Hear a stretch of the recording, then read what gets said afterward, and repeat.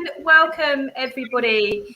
It's particularly a special show for me today, and that's because not only am I with my blondes, but I'm also with my best friend Claire. So Claire Hall, hi Claire, how are you? I'm good, thank you. Nice to be here. Thanks for having me.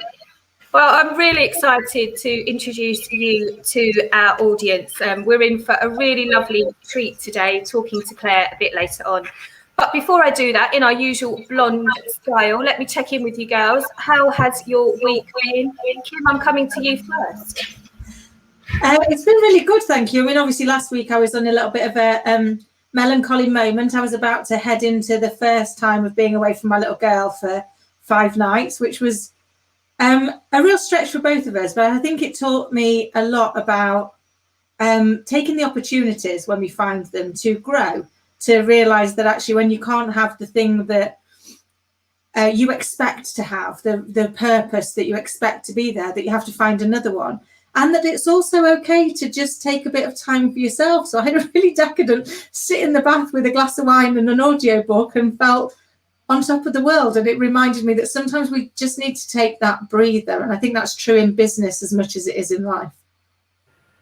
I think you're so right, Kim, and I'm so pleased you did that for you because you worked so hard. But lots of people have said that this week, actually. They didn't realise how much they needed that break. Now, having had it, they realised they were desperate for that break. So I don't think you're alone there. Caroline, how was your week been? Well, I would say it's similar. I didn't realise how kind of tired and stressed I was, and I'm always, like all of us, on the go. It's like we have so many windows open in our life, so you kind of get a bit drained. So having 4 days of enforced nothingness on top of a lockdown was really good, actually. And I even got a couple of clients saying, "Oh, couldn't you do Good Friday? Can't you do Easter Monday?" It's like, no, I'm not going to, and you can get bumped into things. And I thought, no, absolutely not. I am going to have 4 days off. And no, I won't look at your new website and I won't look at this because it's work. And, I love creative pottering and creative loafing around. And I think that's when the brain really just kind of goes, ooh. And I loved my ooh moments as well as a couple of glasses of ooh. So, you know me. But I really enjoyed just the nothingness of it all, really. And but in a different way to the lockdown nothingness. This was no work at all, banned from screens, laptops, not looking at the phone that often. I mean, I really needed it anyway. I'm hearing other people did too. Isn't that about being present, which I imagine you talk about with your clients quite a lot? And because quite often we're at home, aren't we? But how present are we? And I think having the Easter break, but not actually being able to do much or go anywhere, maybe forced us to be a bit more present than what we normally would. I think so. It's actually, you need to get in the mindset of being present. And sometimes we're too busy even to do that, which is a bit of a shame. But it's a good reminder. Stay in the now. The future will take care of itself. The past is in its place. Nice. I like that. Thank you. And how was your Easter? It was good. I just shared that I had a little, I suppose, classic, isn't it? When you get a chance to slow down, that's when you get a little bit unwell. And so that was a bit annoying. But I did actually have a lovely Easter. But one of the big breakthrough for me is that I'm now sleeping better, which has been a real problem for me since about December time. And I've hired Dipti, who you remember, you met Dipti, the hypnotherapist. And I'm on top of my sleep, which is such a relief to now be sleeping through the night. And because it's such a beautiful thing, isn't it, sleep? And I've noticed the difference in me since I'm sleeping. Not that, I mean, I always have the energy during the day, but I can see I'm much more creative in my head.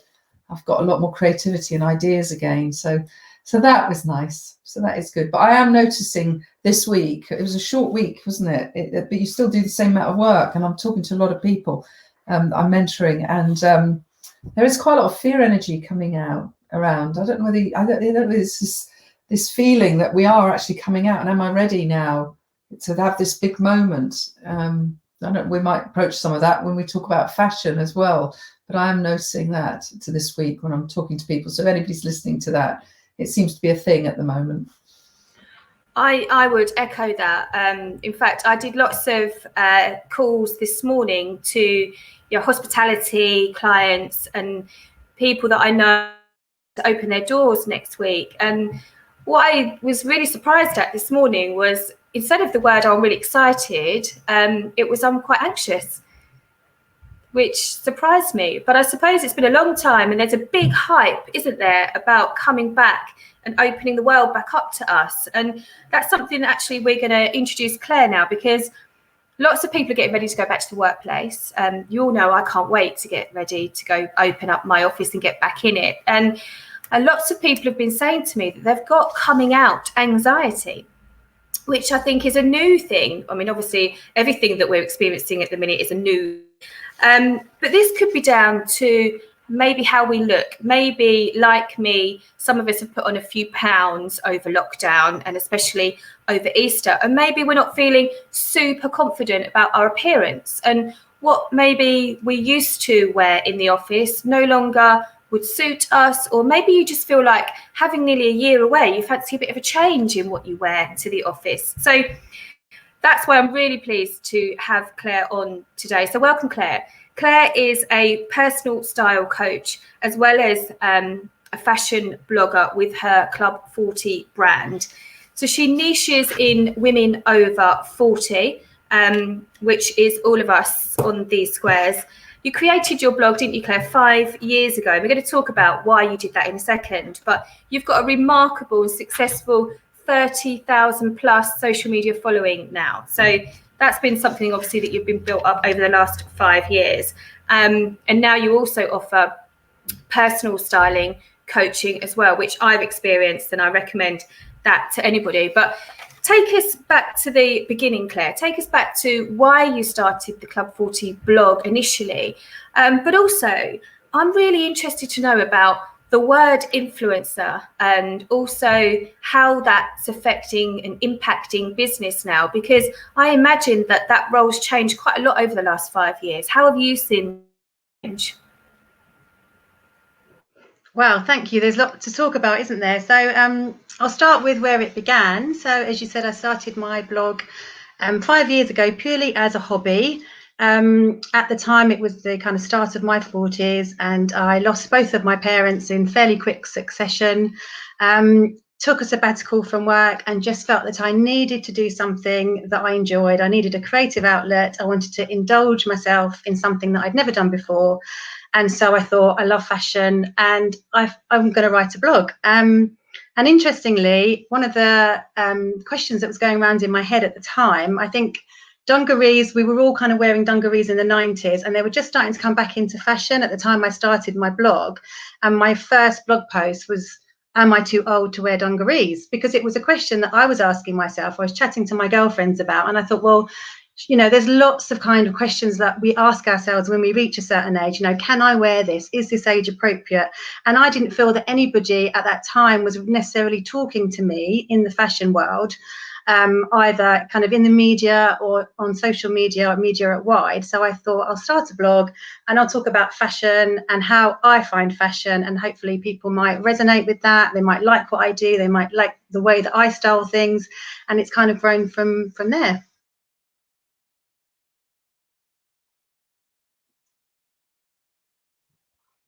You're muted. It's always one. So it started as a hobby, but now, as I said, it's grown to having a huge social media following. Where do you think that success has come from, Claire? It's not been easy. It's quite a hard slog, and I do have to spend an awful lot of time on social media. But I think it's grown from being authentic. I think I've never tried to be anything other than I am, and I've not tried to kind of follow certain pathways, you know, to grow followers. I've never bought followers. It's all very organic. And I just think, yeah, hard work really. And yeah, I haven't necessarily had any big breaks in terms of exposure by other brands or other big bloggers, you know. So it has just been, yeah, very organic through kind of hard work, and I just think being authentic. And what about the role as an influencer? Because like you were saying before we come on air, that the term influencer has changed in people's mindset. So lots of businesses, you know, rely on influencers and bloggers to push their brands and promote their brands. How do you feel that it's changed in the last 5 years? Well, I think it kind of has bad connotations in some aspects, because I think people feel that influencers are literally just blogging. They're just selling products, and there's no authenticity behind it. And I think that might be the case with people that do start a career purely as an influencer because they want to be an influencer. And I think that might be more the case with kind of a lot of the younger generations. But I think for our generation, I think, because as I say, I've built my brand up and I was a blogger first, and then obviously got approached by brands as my social media following grew. I think my followers know that I don't actually advertise anything that I wouldn't wear myself, I wouldn't buy myself, I wouldn't use myself. So I think it's important to kind of maintain that sense of authenticity. And I think my followers know that, you know, I'm not going to trick them. I'm not just selling product just to get the fee. So I think for our market, I think actually influencers in terms of the fashion sense are quite important, because there's not many women, if women of our age don't see ourselves represented in the fashion media as a whole. So brands will use older models now as a kind of token effort, but it's not widespread. So I feel it's kind of my role, and my other bloggers and influencers of my age, we kind of bridge that gap between what's in the stores and what they're advertising, to actually how someone of our age or in our age group would actually wear it. So it's kind of that translation from store to actual kind of how you'd wear it as an older woman, you know, a normal body shape, in every, you know, with a normal lifestyle kind of thing. So not just, you know, the 20 somethings that are very, you know, slim, partying all the time, etc. So I think the influencer has become quite important for our generation, our kind of Gen X generation. Sorry, go on, Penny. No, sorry, Sam. I thought I'd just pick up on that because I find it really interesting. What's the difference between style and fashion? Because I want to have a style, but it doesn't mean to say I want to be in fashion. No, so fashion is what you buy, and style is how you wear it. Yeah. And so being stylish is not about being on trend. And I think that's what, you know, in my role as a personal stylist, I think women might be quite fearful that, you know, I don't want to look trendy as such, but it's not about looking trendy. It's about finding what's right for you in terms of your body shape, your skin tone, your lifestyle, and your personality. And once you've got that right, that becomes your style. You're essentially wearing your personality, and it's how you present yourself to the outside world. And when you know what looks good on you, you wear it with style, because that whole confidence that it brings makes you stylish. Yeah, I love your capsule wardrobe on your website. It's definitely worth looking at Claire's website and following her on Instagram. Just remind everybody what your Instagram is again, Claire. So I'm club40.claire. That's it. It's really lovely. I really love the way you relate to people. I love the concept of a capsule wardrobe. And I think we want a capsule wardrobe, and that's another thing. So, you know, there is so much in this. There's so much variety now in terms of fashion, isn't there? There's so much. So much available online, and when the shops open, there's just so much available for everyone. And I think women feel a bit lost. And the whole idea of a capsule wardrobe appeals now because people want that ease of getting dressed every day. They don't want to have to think about it too much. And I think once you know your style and you know your body shape, you know what looks good on you, you can shop smarter. And it does actually make dressing every day become a hell of a lot easier. You don't have that minefield anymore. You don't have those days where you're literally just trying everything on and throwing it off and chucking it on the bed and this huge pile of clothes. And a lot of women have that wardrobe that's full to the rafters, and they say, I don't know what to wear, because they haven't spent the time to actually work out what they feel good in and what they want to wear, how they want to present themselves to the outside world. So it's all about you talked about taking some time and being mindful, and I think you can have that attitude towards clothes as well. And I think in terms of going out to the outside world again when we're all released from lockdown, I think it's important to take some time, have an appraisal of your style, of your body shape. How has your body shape changed? Okay, what do I want to conceal with my clothes, and what parts of my body do I want to show off? Because that's what we have to focus on, the good bits, and how we're going to show them off. And, you know, have a wardrobe edit at home, pick out some outfits, get a separate rail so that you've planned your outfits for the week. you'll feel confident about what you're going to wear to your various engagements that you've got planned. And I think it's just taking that time and being a bit more aware of and mindful about what you wear every day. And how it makes you feel. That's the most important. It's how it makes you feel. I agree. I was going to say, Claire, the thing is with fashion and women, when the shops are open, a lot of it isn't about mindfulness. It's, I want a treat. It's that, oh, blow it, I'll buy it. It ends up in a bag in the hall 3 days later. Oh, yeah, I did buy this from Zara. You can't even remember the kind of sleepwalking. Well, it can't just be me, sure. You said, why did I buy this thing? I haven't even got it out the bag yet. And in the moment, it seemed like the right idea. But you're right, we need to be mindful. And like, do I really want it? Has this bright orange thing got anything to do with the green thing I've got home? Nothing to do with it. Why did I buy it? It doesn't go with anything. It was a moment of, I need an emotional pick-me-up. So I think some of it is an emotional kind of, I need a treat. And then we end up with a whole wardrobe full of treats that don't feed us anymore. Absolutely. I think I don't want to take the fun out of fashion, because you're right. It is a lot of fun, and it's great to indulge yourself. But I think once you've taken the time to organise your wardrobe and really think about what looks good on you and what you feel great wearing, you do naturally shop smarter. And yes, you might find that you need a treat, but I always advise my clients, you need to think of 3 outfits that particular item will go with. You need to wear it 3 times before you've even bought it. Can you think of 3 ways to wear it? And if you can't, don't buy it. So just little tips like that, I think, help you to kind of avoid those impulse buys that you're just wasting your money on, really. So Claire, let's go back to the coming out anxiety, because I have the luxury of you. So I've already said to you, haven't I, that right, I'm going back to the office, I need a new injection of clothes, I've put on a bit of weight, you know my body hang-ups already because you've shopped for me so often. How can you advise our audience, our women over 40, about the hang-ups and the anxiety that I've described and the chats that me and you have had in the past? What do you suggest? Well, we're all so self-critical, aren't we, as women, and we'll all focus on the bits that we don't like about our bodies. And I think we need to change our mindsets and be kinder to ourselves and focus on our good bits. And that's what I do as a role in a role as a personal stylist. It's like, okay, what do you, even if it's just your eyes, even if you like your eyes, let's find that color that really makes your eyes pop out and zing. But it's just changing the narrative in your head. Okay, yeah, I've got wobbly bits, yeah, I don't like my bum, whatever it is, but what do I like? There must be a part of your body that you are happy with. So let's work in a way and find outfits that actually really enhance that part of your body, and then work cleverly to kind of conceal the areas that you don't like. And it can be done. It really can be done. There are so many tricks of the eye that you can do with clothing, and it's all about proportion and geometry, basically creating balance.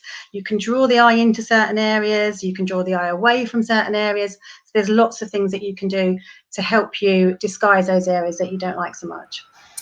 And I think that, like you said, you are a personal stylist coach, and it's like any other coach. We're all coaches on here today, and it's about giving people the confidence. And I know, when I first started working with you on what I wear, you would have never have seen me in red, would you?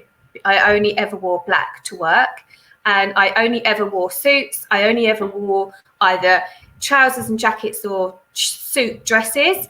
And you opened up my wardrobe to colour, first of all. I have so much red in my wardrobe now because of you, and also that it's okay to wear, flats and really wide leg trousers and big, collared shirts, and and I now feel really comfortable in those things, but only because you coached me into that. You made me find the confidence in wearing that, because you made me buy the things that suited my shape and size the most. So it's about finding that confidence in people, isn't it? Absolutely. It's about, like anything, it's about listening first and foremost to the client. what is it that how do they want to present themselves to the, to the outside world? How do they, what are their style aspirations? What do they want to look like? And I can't make everyone look like Audrey Hepburn, but if that classic style is what you really, really love, then let's work towards that. Or maybe you're more bohemian in the way that you dress. There's obviously loads of different kind of styles of dressing, but first of all, listening to the woman about her lifestyle, her hang-ups about her body, what colours she's drawn to, what makes her feel happy. So yeah, first and foremost, listening, and then working to kind of really educate around shape and proportion, so that ideally, I want my clients to be able to go out and shop alone without me, because they know what to look for in the stores. They know which stores are likely to sell the items which are best suited to their body shape, because don't forget, the stores have different sizes. What's a 12 in one store, not a 12 in another store. They're all cut quite differently. So again, it's like finding the stores that are right for you, and just helping women to feel more confident in outfits that they put together. And it might not even be about shopping. A lot of women that I work with, and I've worked virtually, obviously, over lockdown, it's about going into their wardrobe and helping them put together outfits from clothes they already own, because that wardrobe where they think, oh, nothing to wear, there's loads of lovely pieces in there generally, but it's about, a lot of women don't know, okay, well, that goes with that, and I can wear that with that, and you create a whole new outfit by literally so-called shopping your wardrobe. So it's not necessarily about buying new all the time. Looking at what you've got and how you can rework it in a way that's, more on trend, more current, and works with your body shape as it is right now. Because obviously, don't forget, our body shapes fluctuate all the time. As you said, we've all put on, well, I've certainly put on weight during lockdown. Hormonal changes are going to change our body shape, so what might have suited you a year ago might not suit you so much now. So it's, again, taking the time to really appraise what you've got, appraise your body, and work out what's right for you. I love that. And you're so right, aren't you? It's about that confidence piece and getting confident. And like Sam, I spent 20 odd years wearing head to toe black, and now I pretty much never go anywhere without red, because I get shouted at if I do, because people expect me to wear red. But I think it's how you help people get in touch with who they are on the inside. And I loved the fact that you talked about really listening to them to understand what was important to them, because that's crucial for us all, isn't it? We all want to be listened to, we want to be understood, and we want to be respected. So being able to give that to somebody must be an amazing gift. It is, and it's quite, my background is in HR, so I have a lot of training around emotional intelligence and self-awareness, etc. And I think it's really helped, because I take women often on a journey, and it's a very emotional journey as well. And women come with a lot of baggage in terms of what's socially acceptable in terms of what they wear, lots of kind of stereotypical constraints and restraints, and just, a lot of self-criticism too. And when I put them in outfits that they would never have considered themselves, and they look amazing. I can tell when a woman pulls back that curtain from the changing room and steps out, her face is literally beaming because she's so happy in how she looks. And that's so rewarding for me as a woman to help another woman feel that good about herself. And I love taking women on that journey, but you have to be careful. And sometimes with a lot of ladies, it's about baby steps. I'm not going to force someone into red from the first instance. If they've been used to wearing blacks and navies and kind of hiding behind dark colours, I'm not going to send them out in a head to toe red outfit, but it's just kind of incorporating it bit by bit until they feel a bit more confident to, to dress in a bit more of that particular colour, or in a bit more of that particular style, whatever it is. It's so fascinating. It really is. Especially from, like I say, somebody that doesn't enjoy shopping at all, but wants to be stylish. And also, I had a real idea, didn't I, about what you wear at work. So old school, but we've all got them. Like you say, we've all got these preconceived ideas. But so going back to the coming out anxiety, then, Claire, what are the 3 tips that you recommend for us? I would say, don't be afraid, first and foremost, because we're all probably feeling exactly the same, so you're not alone. Focus on your good bits. What do you like about your body? Let's focus on the positives. And I think focus on what makes you happy, wear what makes you happy. I mean, most of us now, I mean, most workplaces now have the dress codes have been abolished. The kind of the old, women having to go to work in a power suit is quite old school, to be honest. And I think it's fantastic that women are able to dress more femininely in the workplace. Obviously, previously they were competing with the men, and so they felt they had to dress almost like a man in shoulder pads and power suits, etc. But I think it's wonderful that women can still be considered professional, dynamic, even if they dress in a feminine way. So if that's what makes you happy, and a floaty dress with frills makes you happy, wear it. Because you're going to perform much more effectively if you are confident in what you wear. You'll have so much more personal impact if you feel comfortable when you step out the door. That's so true, isn't it? And what about the high street? Because the high street, as we know it, is disappearing before our eyes. I mean, what do you think about the high street and fashion, the fast fashion industry? What are your thoughts on all of that? Yeah, everything's changing, isn't it? So much. I mean, it's very sad what has happened to the high street. Obviously, we're all shopping online now. I'm personally looking forward to getting back to the high street because I love to go out and touch and feel clothes, and and it's great to be able to wander around stores and to see the different styles, not just looking at them on a screen. I'm so fed up of returning stuff to the post office as well, so I'm looking forward to it. Obviously, the high street is changing. I think there's going to be a hell of a lot more opportunity for the boutique and smaller clothing retailers to really jump in, which is going to be fantastic for them. And in terms of, sorry, what was the other thing you said, Sam? Fast fashion. Well, I think our attitudes are changing a lot towards our buying habits, and I think we are shopping a lot more consciously now. And as Carol Ann said, buying that impulse buy, not wearing things. I think we're all making sure a little bit more now that we do wear what we buy, and we and invest money. And I think it's important to maybe not spend so much money on the cheaper fashions and invest money in longer lasting classic pieces, because I think the more money that you invest in an item of clothing, I think you're going to take better care of it. And for that very reason, you're going to ensure that it's something that you're going to want to wear for a long time. So I think, afford it. If you can afford it, invest in good quality pieces. I think look at what you've got in your wardrobe. You don't necessarily need to go and buy new things. That's why I want to have a look in your wardrobe, Sam, because I know you've got a lot in there. What have you got already? I'm sure that especially when we get to our age, and especially because fashion is so cyclical, isn't it? We've probably got half the things in our wardrobe from sort of 10, 15 years ago that are coming back into fashion now. I always hang on to really good pieces. I don't advocate throwing stuff away if you've not worn it for 6 months. I think if it's a good piece, you like it, you love it, it brings you joy, hang on to it, because 9 times out of 10 it will come back round again.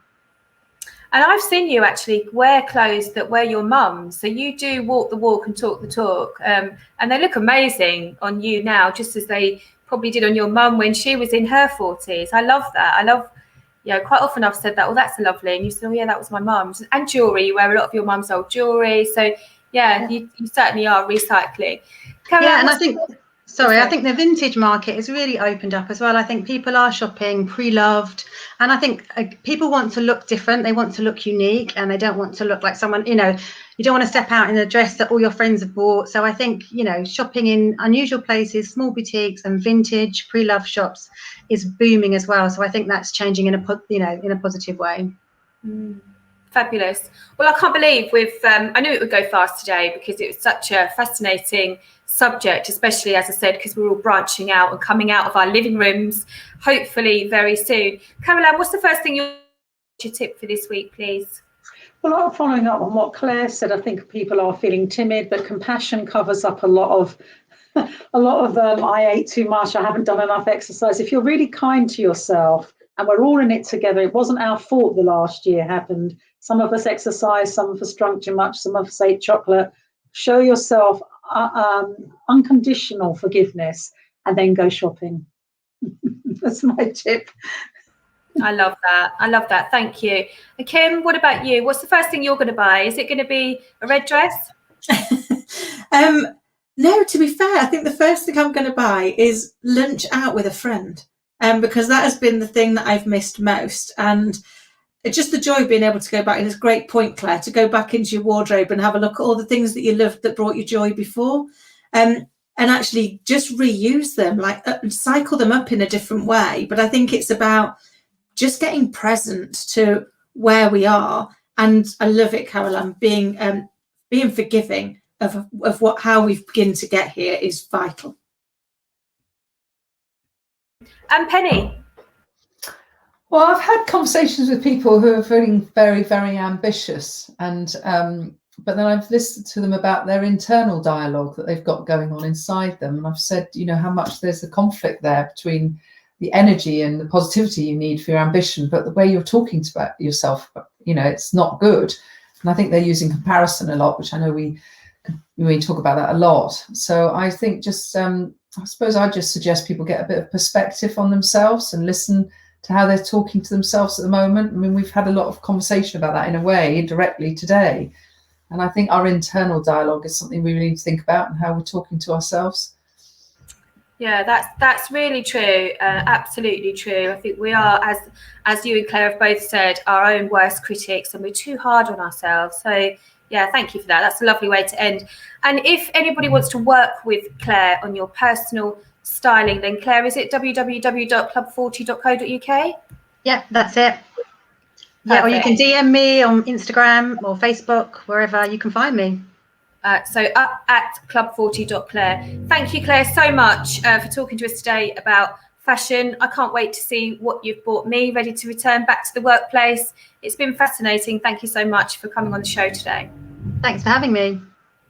Kim, if people want to sit where Claire's sitting, how do they do that, please? Of course, it's been fascinating as always. And if you want to take Claire's chair, then please do get in touch with us at www.businessblondes.tv. And we would love to hear your stories and have you join us. And until then, until next time, take care, be kind to yourselves, and enjoy coming out of lockdown. We'll see you next week. Bye, guys.